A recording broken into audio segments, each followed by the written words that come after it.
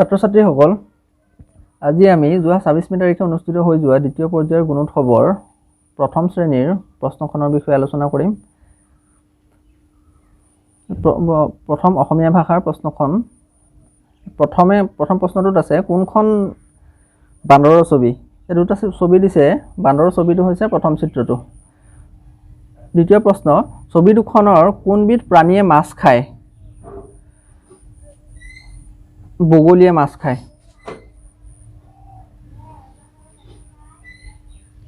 তিনি নম্বৰ প্ৰশ্নত তলত দিয়া কোনটো আখৰৰ যোগ কৰিলে বাকচৰ শব্দটো সম্পূৰ্ণ হ'ব? ৰ, ঙা, লা, তাৰপিছত খালী ঠাই আছে, ইয়াত দুটা আখৰ দিছে উ, ক। ইয়াত চিত্ৰটোত আছে এটা ৰঙালাওৰ চিত্ৰ আছে, গতিকে ইয়াত উ আখৰটো যোগ কৰিলে বাকচৰ। ৪ নম্বৰ প্ৰশ্নত কৈছে দীৰ্ঘকাৰ যোগ হোৱা শব্দটো বাছি উলিয়াব কৈছে। ইয়াত দীৰ্ঘকাৰযুক্ত শব্দটো হৈছে পূজা। তলত দিয়া কোনটো শব্দত দন্ত্য স আখৰটো আছে? সাগৰ শব্দটোত আছে দন্ত্য স। তলত দিয়া কোনটো শব্দত ল আখৰটো আছে? মিলিজুলি শব্দটোত ল আখৰটো আছে। ছবিখনত থকা ফলটোৰ নামৰ আখৰবোৰ লুকাই আছে। চিত্ৰত এটা আনাৰসৰ ছবি আছে, গতিকে ইয়াত শুদ্ধ উত্তৰটো হ'ব এ। প্ৰথম যিটো দিছে আখৰকেইটা খেলি মেলিকৈ আছে, তেতিয়া আনাৰস শব্দটো গঠন কৰিব পৰা যাব, আৰু দ্বিতীয় যিটো উত্তৰ দিছে তাৰ পৰা তৰমুজ শব্দটো গঠন কৰিব পৰা যাব, গতিকে ইয়াত শুদ্ধ উত্তৰটো হৈছে এ। তলত দিয়া কোনবিধ সঁজুলি খেলোঁতে ব্যৱহাৰ কৰে? ৰং, বল। খেলোঁতে ব্যৱহাৰ কৰা সঁজুলি হৈছে বল। তলত কোনবিধ পাচলিৰ নাম? পটল, কঁঠাল। ইয়াত পাচলিৰ নাম হৈছে পটল।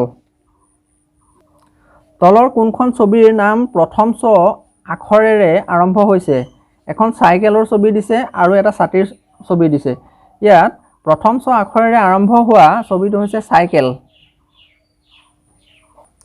ইংৰাজী বিষয়ৰ প্ৰশ্নত প্ৰথম প্ৰশ্নটো সুধিছে which of the following is the picture of A clock. ইয়াত ঘড়ীৰ চিত্ৰ কোনটো সুধিছে? ইয়াত প্ৰথম চিত্ৰটো হৈছে ঘড়ীৰ চিত্ৰ। Which of the following is the picture of a fox.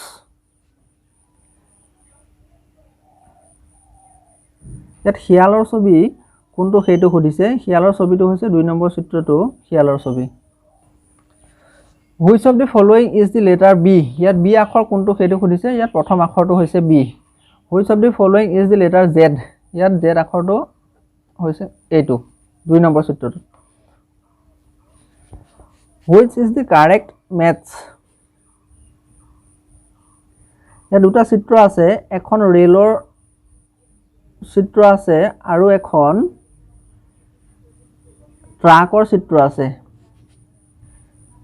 দুইখনতে তাক নামাকৰণ কৰিছে ট্ৰেইনেৰে, অৰ্থাৎ দুইখনৰ তলতে ট্ৰেইন বুলি লিখিছে, গতিকে ইয়াত শুদ্ধ উত্তৰটো হৈছে প্ৰথম চিত্ৰটো।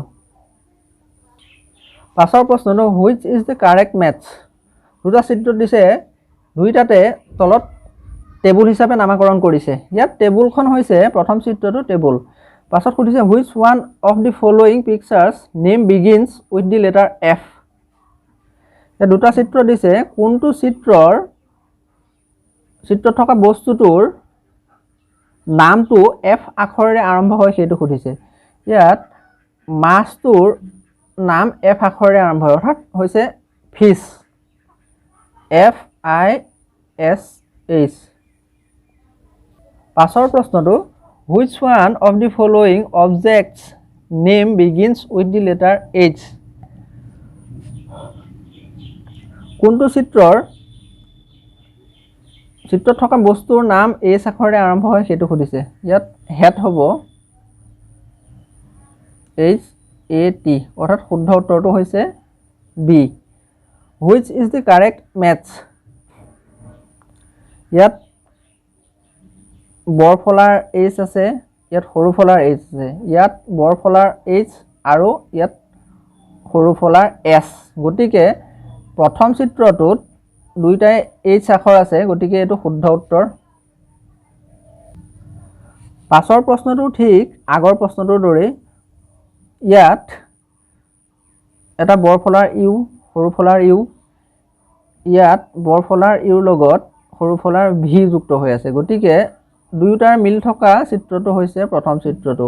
দুয়োটাতে ইউ আছে, গতিকে ই শুদ্ধ উত্তৰ।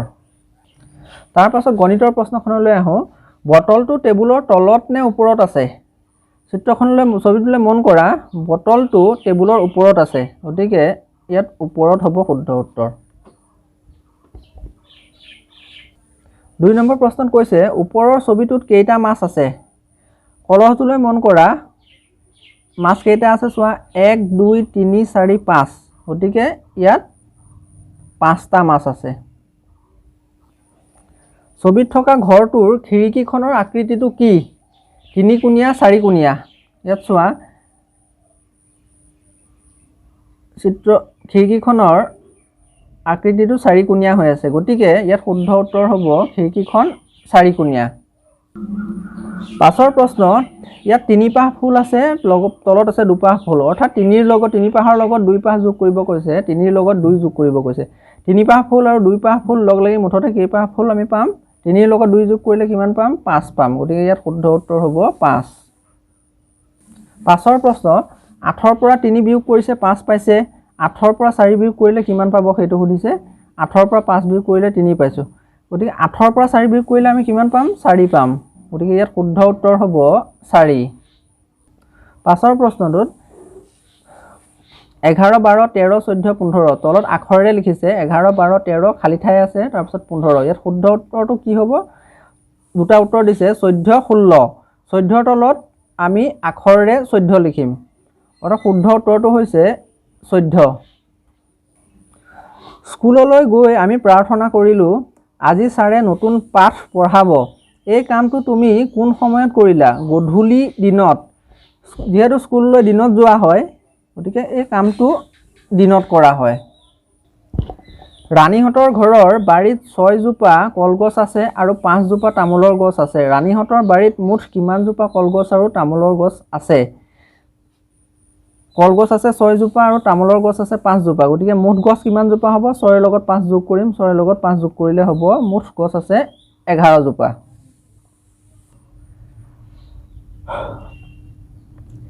ইয়াত দুপাত স্কেল দিছে, সুধিছে কোনডাল স্কেল চুটি? চিত্ৰটোলৈ চোৱা, তোমালোকে মন কৰা, ইয়াত প্ৰথম চিত্ৰত যিডাল স্কেল আছে সেইডাল দ্বিতীয় ডালতকৈ চুটি, গতিকে ইয়াত প্ৰথম স্কেল পাত চুটি হয় দ্বিতীয় ডালতকৈ। 3 10 9, ইয়াত দহক আৰু একক আছে, এককৰ স্থানত 9 বহুৱাই থৈছে। আমাক এতিয়া দহকৰ স্থানত কি বহিব সেইটো সুধিছে। 3 10 9, অৰ্থাৎ দহকৰ স্থানত 3 বহিব।